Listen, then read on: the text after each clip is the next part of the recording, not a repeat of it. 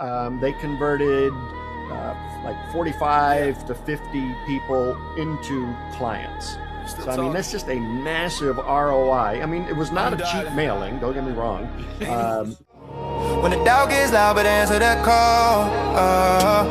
Vision ain't real till you grind at speed, so breathing deep. Then call the damn leads. Call the damn leads.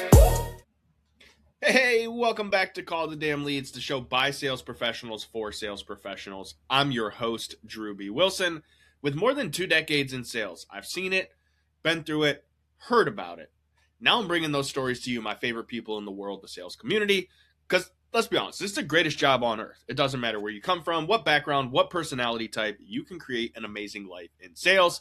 Today's guest, definitely no stranger to the journey. I'd like to welcome Vance Morris to the show. How are you, sir? I'm doing fantastic. Thanks, Drewby. It's hopefully we'll drop a couple of nuggets for you. Oh, I have no doubt based on what I've seen from your profile, man. So I want to jump right in. I want to hear your craziest sales story. Craziest sales story was actually I owned some home service businesses here in Maryland and was trying to get in with a auto dealership. They got like 8 dealerships in our area and couldn't get a meeting with the general manager. I mean, I tried and he was always busy, didn't respond to calls, yada, yada. So I said, I got to get this guy's attention. So I mailed him a steering wheel, just no box, just put a stamp on it, little sales letter, mailed him a steering wheel. Nothing, didn't hear from him. So 2 weeks later, I sent him a turn signal. Same thing, no box, the post office will mail anything. Postage on it, little sales letter on it, nothing for 2 weeks. Finally said, all right, I got to bring out the big guns. So I sent him the butt end of a muffler, the fat part, not the long pipe part. Again, postage, sales letter on it. About a day or two later, I get a phone call. He goes, look, if I give you a meeting, will you stop sending me car parts? And I was like, yep, perfect. Just this past year, ending 2025, we just crossed the $800,000 sales mark with just that one client. And that's been incredible. About 12 years. I love stories like that. And it's kind of old school, right? You think, what was it? Chet Holmes, I think, wrote the book about that. And that was the strategy he used. And it's so cool when you hear people that go old school and use that outside the box methodology because A, it works, takes a little creativity, but B, there's so many people that are just trying to do the same old copy and paste processes that they've learned from some guy somewhere along the way. And as a sales professional, I'm a true believer that you have to differentiate yourself. So I already love this story, Vance, but I want to go another layer deeper, right? So if you're using these strategies, like where else can you start thinking outside the box like that from a sales perspective? Let's just crack this egg open. Oh, sure. I mean, let's look at, client acquisition from maybe a neighborhood. So I've got a HVAC company that wasn't completely similar, but we mailed ice packs, things you put in your cooler with a sales letter to a very defined, affluent community. I mean, we only sent like 300. And we had over a 50% response on the cold mailing. Now, cold mailing response, I mean, you're lucky at what, 0.5%, 1%? Yeah. We had over 50% respond. And a lot of them were just, oh my God, that's so freaking cool. Thank you so much for the ice pack. But out of the 300 plus, they converted like 45 to 50 people into clients. So, I mean, that's just a massive ROI. I mean, it was not a cheap mailing, don't get me wrong. And we took a risk, but I mean, the ROI on it was, was something stupid, like in the thousands of percent based on what we sold. And then lifetime value of the client added on top of it. I mean, people are still talking about it. I love this for a couple of reasons, and I want to break them apart because I think this is going to be a fun tactical episode just in the sense of I can already tell we're getting real weird with it. So I like this. First and foremost, you sent it to a very targeted list. Yes. 600 people. I want to touch on that for a second because I think there's a lot of people out there that are kind of in the, to use my first person shooter terminology, the spray and pray method, Yep. where they're just throwing out as much stuff as they can, hoping that they catch something. Yep. I want to go into that, like the niching down and the hyper targeting. Like, how did you guys figure that out? Is that something that you learned along the way? Kind of give me some insight on that. Yeah, so I mean, I'm a big fan of Dan Kennedy, direct response marketer. He and I have known each other, a dozen or so years, and obviously the term riches and niches, because that's where they are. Because you've got to be able to speak to your target audience, and if you sound generic, it doesn't sound like you're talking to them or even talking, because you want your marketing to sound like you're talking one-on-one to somebody, like, oh my God, this guy gets me. Yes, I'm listening. Yes, I'm reading because this guy gets me. And so everybody is not your customer. And I think that, unless you sell potato chips or something really benign, everybody is not your customer. And you have to understand who you are for. And in my 20 years of owning the home service businesses, we have always targeted an affluent market. Our marketing screams affluence, our imaging screams affluence, our pricing screams affluence. I mean, think about Disney, right? I mean, costs you $180, $190 for the day to get in. So that's, you're getting a certain experience, and compare it to your local county fair that, might be $20 for all you can ride. And you got a couple of ex-cons that are running the rides and everything. Your pricing really just helps to dictate that niche. And, we I get people, hey, would you like to bid on our apartment complex and clean it? No, we don't clean rentals. We know exactly not only who we're for, but who we're not for. Ooh. And that's, man, so good. I really believe that there's too many people that are afraid to say no. And they'll want to take on anybody with a credit card and a pulse that will pay them money, because sometimes when you're getting started, it can be a necessity. Yep. And also, you have to learn from those experiences. You have to recognize when you finish the job and you've looked at the numbers and you've lost money and you're mad at yourself, like, I don't ever want to be in this position again.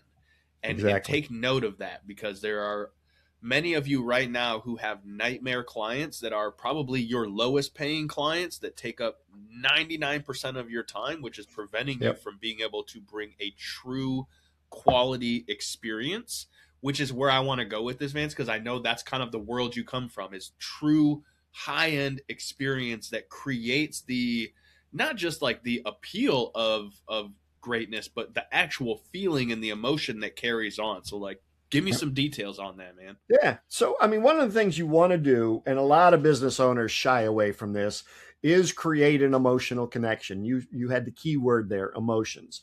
Because if you can create an emotional connection, and I'm not saying go out on dates with them and that kind of stuff. I'm talking, is there a connection? Because like I started my cleaning business same time as another guy a couple of towns over, and he decided he was going to go big and generic and make himself sound like he was some big corporation. So when you called him up, his voicemail, one, he never answered the phone live, which stupid.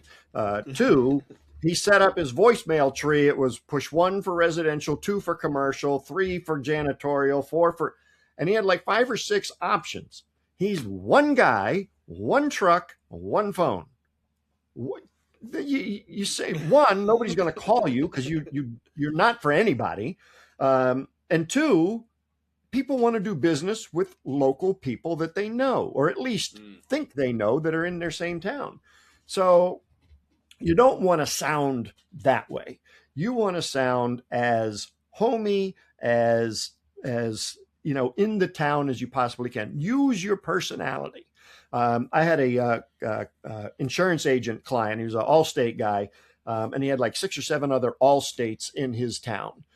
Not to mention the other 50 or 60 insurance agents. And his one block too, right? There's like 6. Yeah, exactly. Yeah, they're all in the same building, Yep.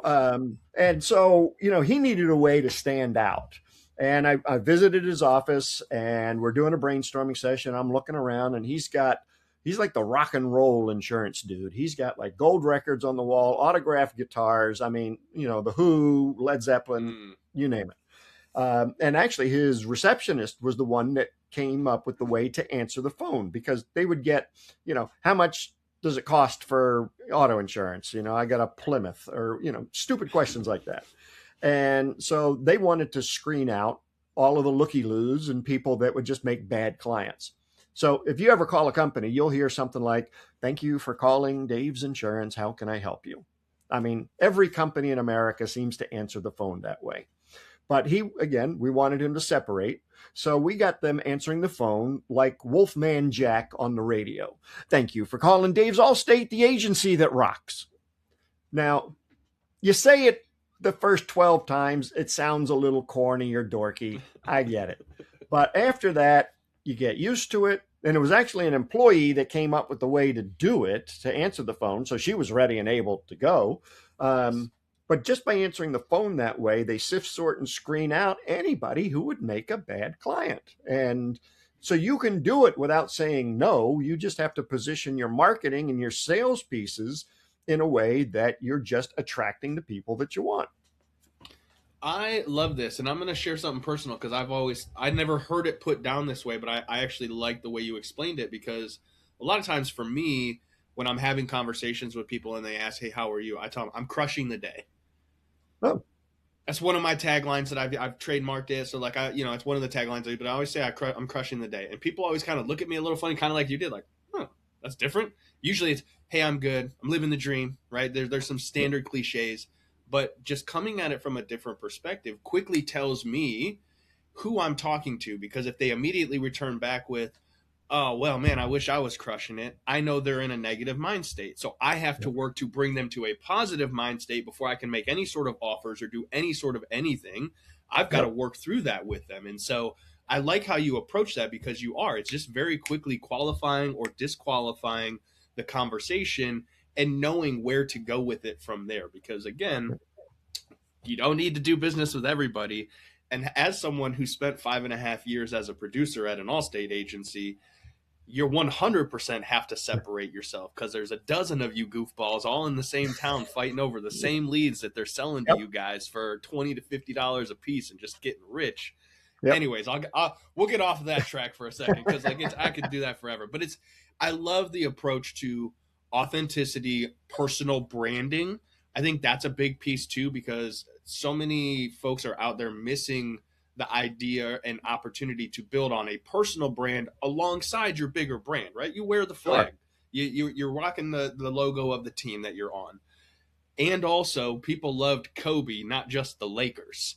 So I think I want to go down that pathway a little bit. Like, how do you help your clients understand the personal branding being such an important part, especially with social media and all the things that exist these days? Yeah. And I'll go back to the emotional connection piece, and, and how I create it. And one of the things I do strategy wise is I shamelessly use my children in my marketing.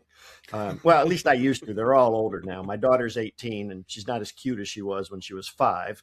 But she would have her ballet recital every year. And when she was 5, I took a picture of her in her little tutu, and I put the picture in my newsletter. So I have a print newsletter that goes out to all of my clients.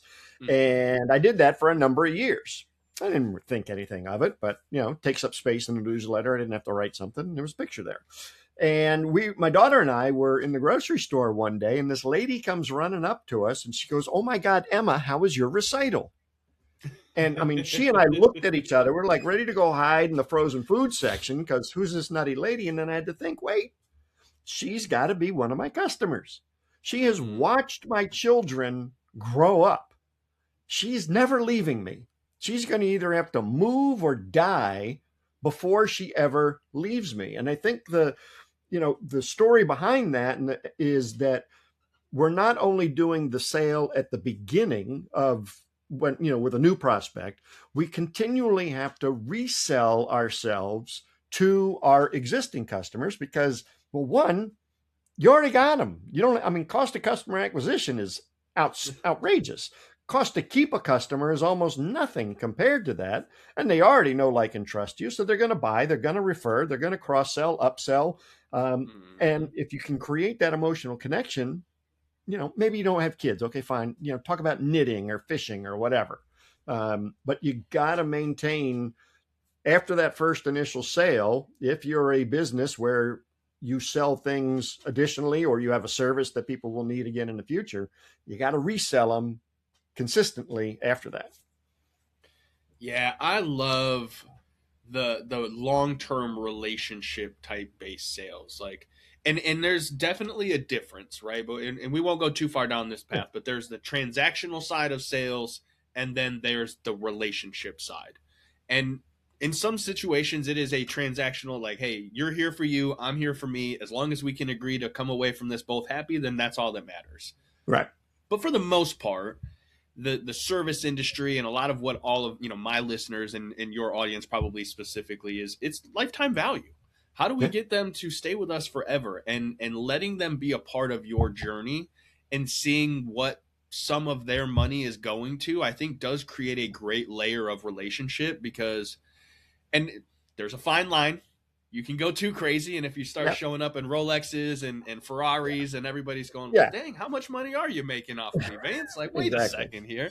Well, most of those guys rent those Ferraris for the pictures they're in. They don't actually own the damn thing. So, hey, now, we don't need to go picking on the internet marketing crowd, but you're right. That's so true. I come from it, so I know it. I've seen it. I've been there. I'm with you. And I think that's the thing too, that especially in 2026, now that we're recording this, people are craving real, authentic, true, actual things that get the job done. Not just like the woo-woo and the fluff, but they want, like, hey man, I want to really implement and execute, because that is what gets the results. And I'm so interested to know, you've been in the game a long time. You've done corporate, you've had your own business. Like, when it comes time to execution, what are some of the key things you think most people are missing? They don't do a damn thing. They got a list of 1,000 things they want to do, and they don't do one of them. One, I think they're overwhelmed. They look at the list and they're like, "Oh crap! Where do I start?" And I mean, this is one of the things I teach when I'm doing presentations or conferences. Is when you're taking notes, take one third of your page should be action items, and then 2/3 of your page should be your notes.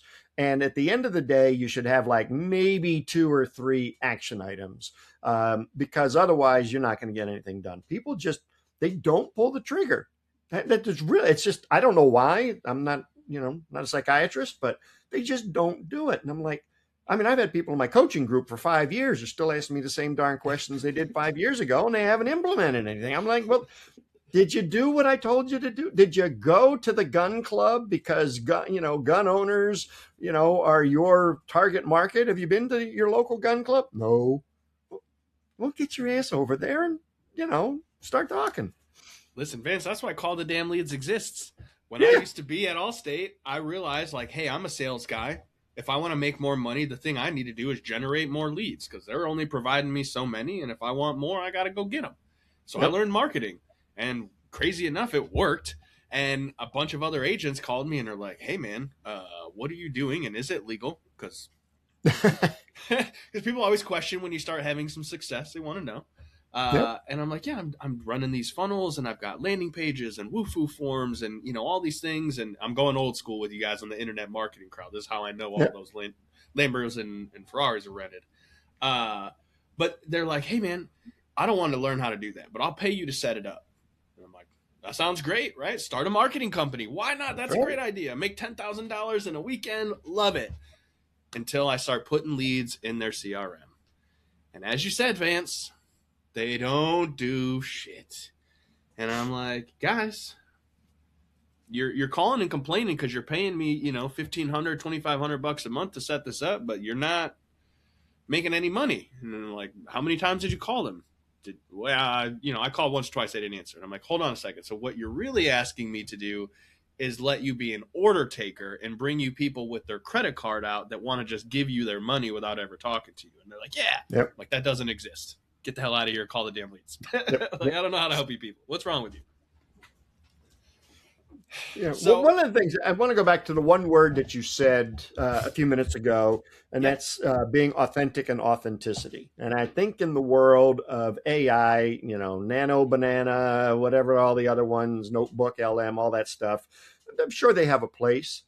but authenticity now is the new currency.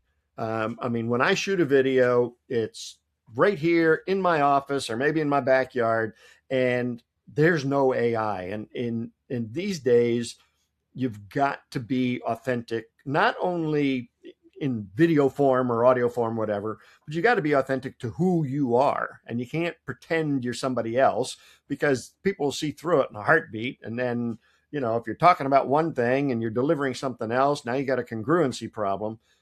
Authenticity is, I mean, for the next foreseeable future, authenticity is the new currency. Yeah, I love that. And I'm glad you brought that up because it is a big part of what I work with a lot of clients on and talk about. And I'm always interested in some of the higher level players' perspective on this because I think AI is a fantastic tool. And also, like every tool, you have to know how to utilize it in the right form. Otherwise, it becomes just as dangerous as it is helpful. Yep. And for a lot of you out there, and I'm going to just call myself out because I use AI to write copy and all this too. Like, I'm not going to say I don't. But do yourself a favor and go back and read some of those old school, like Dan Kennedy and Dave Ogilvy. Like, read the old school copywriting stuff. Because the better you can communicate with your AI tools and with your team who's using these tools, the better your content is going to come out. And I think that's the missing piece, right? The old school copywriters, they could create emotion with their words, and that's what got attention. And right now, there's a lot of robotic stuff out there because people don't know how to use those right words and emotions. And one of the ways that I do that and find the right words, or even what to write about, is I've got a very eclectic news feed. I mean, I got crap in my news feed that nobody else has. And there was a quote. This is a couple of years ago, and it was actually my number one opened and clicked email I ever sent. And let me preface it with, I have 3 ministers on my email newsletter list.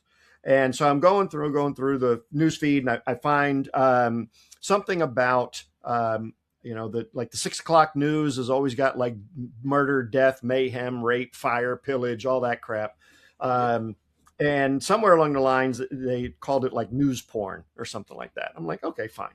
And then I'm thinking, oh my God, this can make a great email. So what do I come up with? My subject line is, my mother loves porn.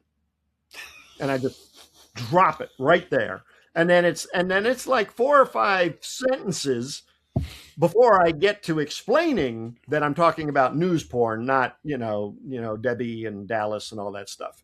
But you can't be vanilla. You can't be beige, in this world. I mean, you got to stand out. And trying to, people always say, oh my God, what do I write about? Let's go into your news feed and try and find something that you can. I mean, porn has nothing to do with what I do. It's completely opposite of what I do. But, and was I nervous about hitting send on that one? Just a little bit. I had no unsubscribes. 0. Not even the ministers unsubscribed. They all thought it was freaking hilarious. So sometimes you got to take a chance. Yeah, I love that. I've sent a few risky emails over time too. I can't pinpoint one specifically, but I wrote a book recently called Poop Soup. And so a lot of the marketing emails that went out for Poop Soup were like really toilet humory and oh, fun. Sure. But the whole thing is it's a mindset book, right? So it's like, hey, how do you get out of your own way? You're just sitting in poop soup. So it was fun and catchy, and it goes back to when you know your audience, you know their likes, their dislikes, the things that they're really, interested in. You can be a little bit different. You can be a little weird. You can have a little fun, and it's going to create such a better relationship with your clients and everything that you do. And Vance, man, we could probably sit and nerd out on this topic for like many, many hours because I know you've got decades of wisdom to share. But I want to respect your time. I appreciate it. How do we find you, follow you, check out more of your content? Because I know this is sure thing. So I've got the only social media I really do is LinkedIn, so you can certainly find me there. I think I'm the only Vance Morris Disney guy. And then if you don't mind, I actually have a download, a free giveaway for your audience. It's 52 ways to wow your customer. And you can find that at wow52ways.com. And it's one wow for every week of the year. So if you're not feeling creative, And calling your customer, I think, is number 7, 16, and 23. Some version of calling your customer. So call the damn lead. I'm right there with you. Amen. Hey, I love that. Thank you for sharing that. I'm definitely going to make sure we put that in the show notes. And then right after this, I'm going to have to go download it because, I'm always trying to learn from the best too, Vance. So thank you for taking some time out of your day to be here with us. I appreciate it, Juby. Thanks so much for having me on. Absolutely. Listen, if you guys enjoyed the show, go share it on social media, put it on LinkedIn, tag me, tag Vance, let the world know you listened to this, you got some value out of it. Maybe you know somebody who really sucks at answering the phone and they need a little help. Send them this episode. You don't have to tell them they suck. Just be like, I heard this. I was thinking of you. I wanted to share it because that's what this show is all about, helping everybody get better and build a better sales process. Beyond that, maybe you have an awesome sales story. Maybe you've seen some crazy things in your time. I want you to be on the show. Head over to callthedamnleads.com/podcast. Send us your details. Get yourself signed up. We can't wait to talk to you. While you're there, grab a hat, sweatshirt, keychain, something. Support the movement. We'll see you guys next time. Go call the damn leads. When the doubt gets loud, but answer that call. Vision ain't real till you grind that speed, so breathing deep. Then call the damn leads. Call the damn leads.